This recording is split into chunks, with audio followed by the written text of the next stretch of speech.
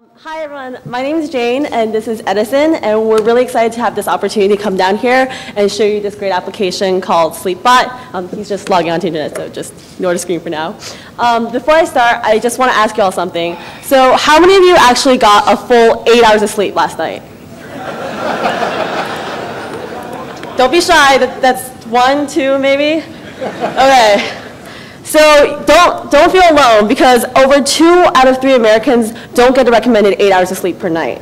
So you might be thinking, say you eat well, you exercise, and you take pretty good care of yourself. So what's the big deal if you miss a few hours of sleep every now and then?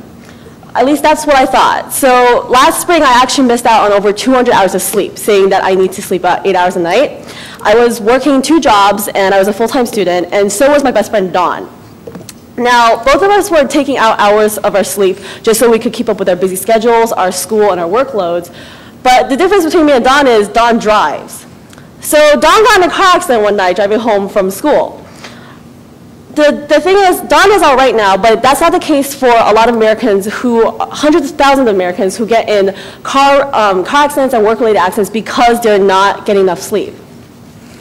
So recently, actually, organizations like the CDC and the National Sleep Foundation have found that sleep deprivation leads to not just short-term risks like memory loss or impaired motor function or anxiety and stress, but also long-term diseases like diabetes and ADD, heart disease, depression, and obesity. So now that I kind of give you an idea of how important sleep really is, let me tell you about SleepBot. So SleepBot is a resource tool for users to manage their sleep schedules on mobile apps connecting to a web-based platform. So right now when you go to a sleep doctor to get diagnosed for a sleep treatment, the first thing they'll ask you to do is to keep a log or a diary of how much you sleep, what time you go to sleep, and the log looks something like this. So how many of you are actually willing to write down when you go to sleep, when you wake up, calculate how many hours that is, and how many times you woke up during the middle of the night? So we decided to solve this problem because over 70% of Americans now bring their mobile phones with them to bed. So let me show you what SleepBot does. So this is SleepBot. When you first enter the application, you see that there's a big going to sleep button. So when you click the going to sleep button, SleepBot punches you in. And when you click waking up, it punches you out. This is a really simple way for you to just keep track of how much sleep you're getting. So for me, the last thing I do before I go to sleep is to set alarms on my phone, which I can actually do on SleepBot. So I set my 4 alarms for tomorrow morning, and then I exit out of my application and pretend I'm going to sleep. So I click the widget on my home screen, which is really convenient, and in the morning, I actually don't even have to click waking up. My alarm will automatically punch me out when I click dismiss, not snooze. But so now let's take a look at the entry that I've made. So I enter SleepBot and go to the entries page.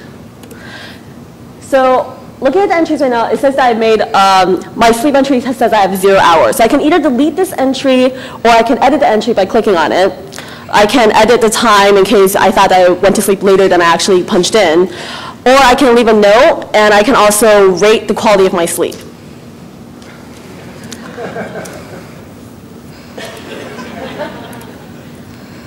So we've also made a variety of ways for you to visualize this information. We've created a variety of 5 different graphs, so it shows you different patterns like what time you went to sleep, what time you go to sleep the most often, what time you wake up, and also 6 different date ranges.